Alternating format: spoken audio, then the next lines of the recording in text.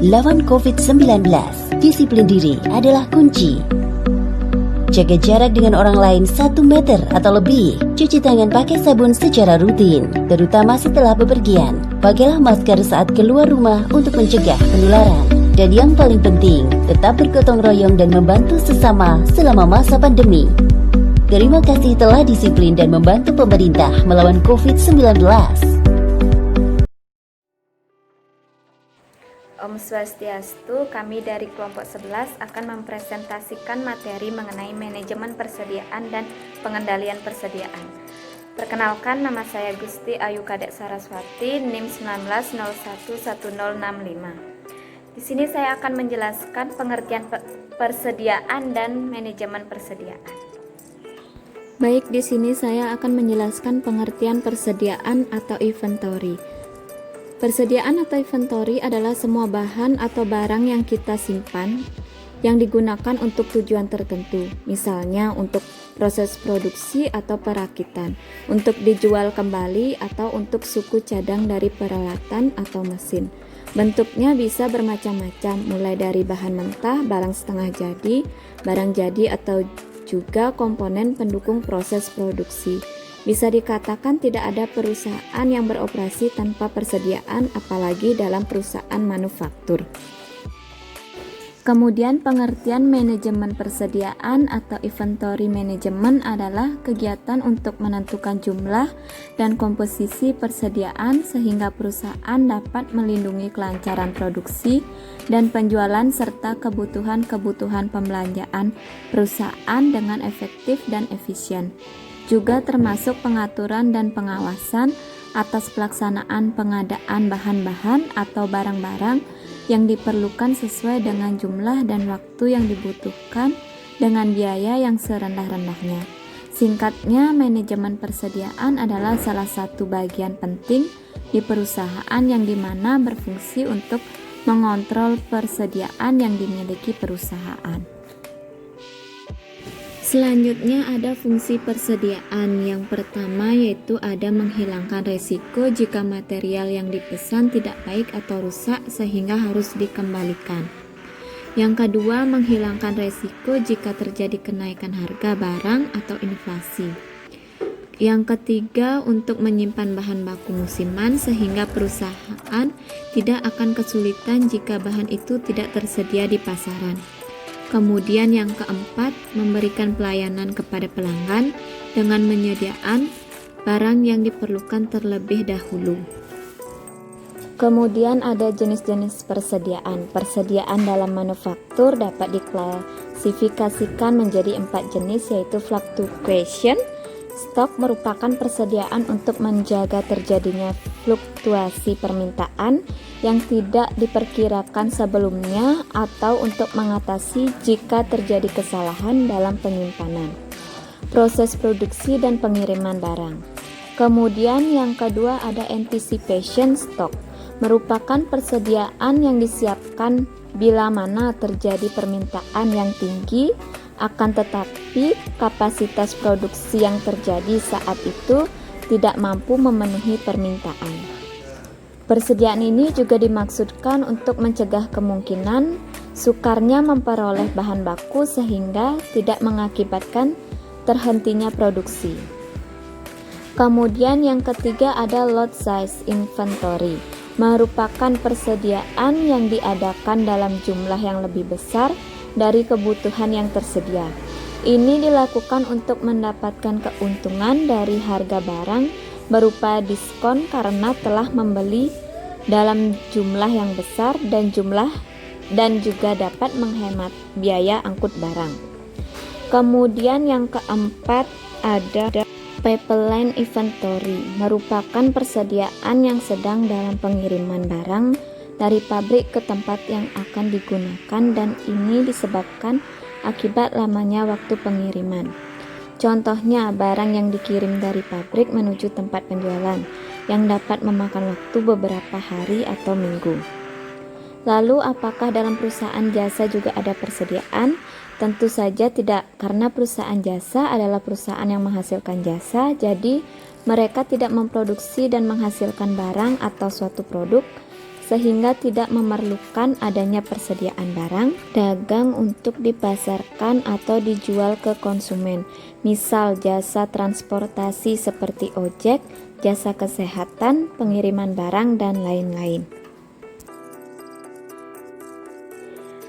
Om Swastiastu, perkenalkan nama saya Ninyoman Widiantari, NIM 19011063. Di sini saya akan menjelaskan jenis-jenis manajemen persediaan dan pengertian pengendalian persediaan. Jenis manajemen persediaan. Adapun jenis-jenis manajemen persediaan yaitu 1. Barang mentah atau bahan baku. Jenis manajemen yang pertama ini adalah berupa bahan baku atau dapat disebut dengan barang mentah. Bahan mentah ini adalah sebagai bahan dasar dan bahan yang wajib dipakai, karena jika tidak ada bahan baku, maka bahan jadi tersebut tidak akan ada. Dalam manajemen persediaan ini juga harus memastikan adanya stok bahan baku. 2. Barang setengah jadi atau barang dalam proses. Barang setengah jadi adalah jenis kedua yang dibutuhkan dalam manajemen persediaan. Terkait dengan proses produksi, barang setengah jadi selalu akan didistribusikan ke pabrik lain untuk dilanjutkan menjadi barang jadi. Pengelolaan persediaanlah yang digunakan untuk menentukan jumlah banyaknya barang yang diperlukan untuk didistribusi agar bisa mencukupi permintaan pasar dan menurut jadwal produksi. Ketiga, ada barang jadi. Barang jadi termasuk barang dalam proses yang telah selesai di tahap akhir dan siap untuk dijual. Dan barang jadi ini harus dikontrol dalam sebuah manajemen resiko karena bisa dipengaruhi oleh penjualan yang mana semakin banyak penjualan semakin sedikit barang jadi yang disimpan. Kemudian barang suplai. Seorang yang melakukan tugas untuk dapat mengontrol persediaan tentunya harus cerdas untuk mengelola semua persediaan yang dibutuhkan untuk produksi apapun yang tidak dibutuhkan untuk produksi. Jika dilihat dari bagian permintaan, maka manajemen persediaan terbagi menjadi dua, yaitu sebagai berikut. 1. Barang mentah dan barang setengah jadi. Barang jenis tersebut ditentukan oleh sebuah proses produksi bahan karena adanya permintaan pasar atau istilahnya development demand inventory. Kemudian barang jadi. Barang ini dapat ditentukan oleh permintaan pasar atau bahasa istilahnya independent demand inventory. Sedangkan dalam ilmu manajeman persediaan tidak hanya untuk mengontrol beberapa persediaan saja, melainkan barang cacat atau tidak sesuai SOP, suku cadang, dan memo persediaan. Pengendalian persediaan. Sistem pengendalian persediaan dapat didefinisikan sebagai serangkaian kebijakan untuk menentukan tingkat persediaan yang harus dijaga, kapan pesanan untuk menambah persediaan harus dilakukan, dan berapa besar pesanan harus diadakan. Singkatnya, sistem ini menentukan dan menjamin tersedianya persediaan yang dapat dalam kualitas dan waktu yang tepat. Pada produk barang, pengendalian persediaan ditekankan pada pengendalian material. Pada produk jasa, pengendalian diutamakan sedikit pada material dan banyak pada jasa pasokan karena konsumsi seringkali bersamaan dengan pengadaan jasa, sehingga tidak memerlukan persediaan. Pengendalian persediaan yang tepat bukan hal yang mudah.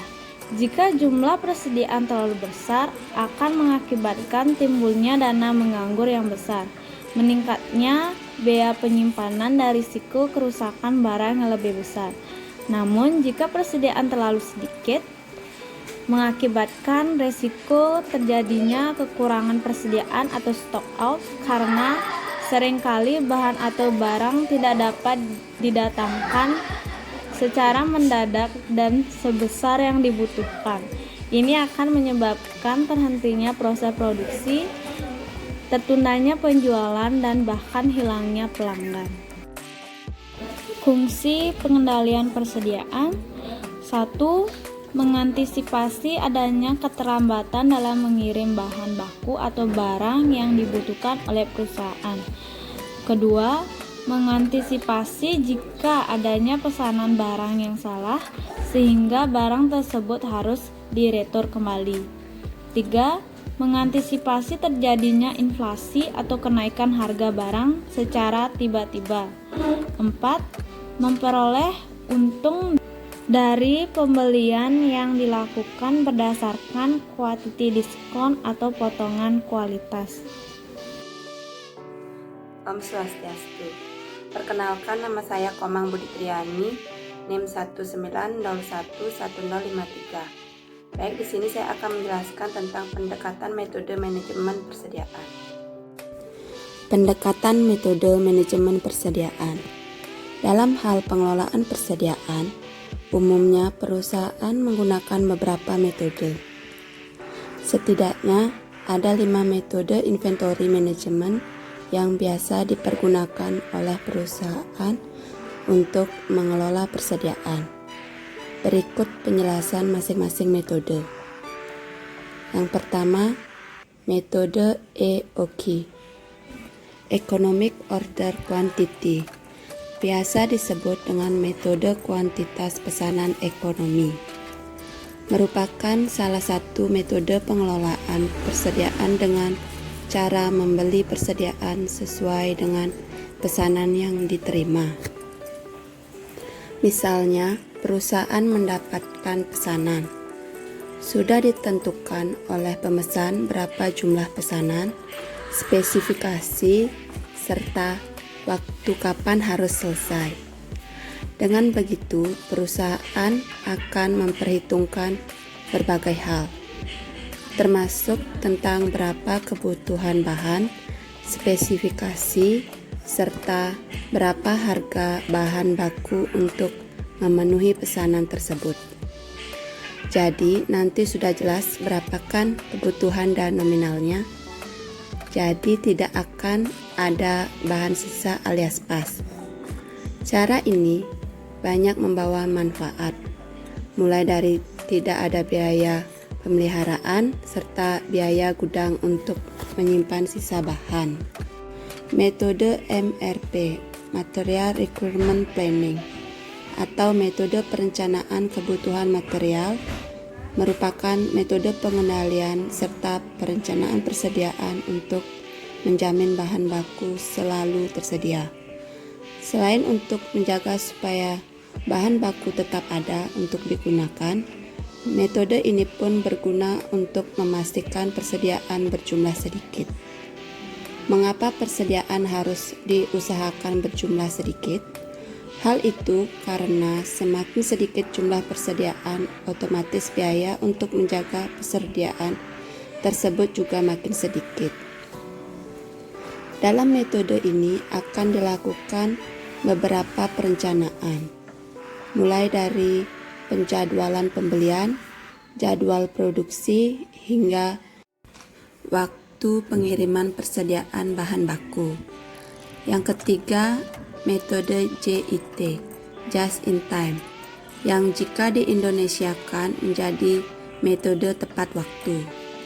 Metode ini memungkinkan perusahaan sebisa mungkin dibuat tidak menyetok atau memiliki persediaan, sehingga perusahaan diusahakan memiliki persediaan nol atau mendekati nol.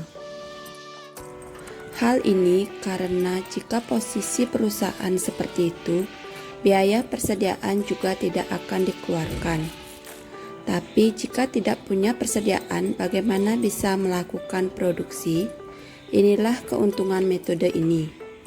Perusahaan akan mengusahakan untuk membeli persediaan hanya saat sedang dibutuhkan saja, sehingga jumlahnya bisa disesuaikan dengan kebutuhan dan tidak akan ada sisa. Lalu bagaimana caranya? Dengan membina hubungan baik dengan para pemasok bahan baku, membuat mereka seolah-olah bagian dari perusahaan, sehingga kapanpun dan berapapun pemasok akan selalu siap menyuplai persediaan. Yang keempat, metode analisa ABC. Dalam metode ini dilakukan penggolongan persediaan di mana dasar penggolongan tersebut adalah nilai serta persediaan. Yang dimaksud nilai di sini adalah nilai total dari persediaan, bukan harga persediaan per unit. Setiap item persediaan akan diberikan label sesuai kelasnya masing-masing. Ini dilakukan karena setiap item persediaan diperlakukan berbeda. Misalnya, ada persediaan kayu, paku, dan cat.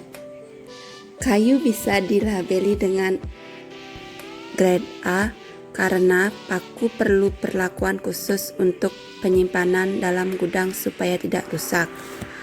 Lalu cat bisa dikategorikan golongan B karena penyimpanannya mungkin lebih mudah dibanding kayu.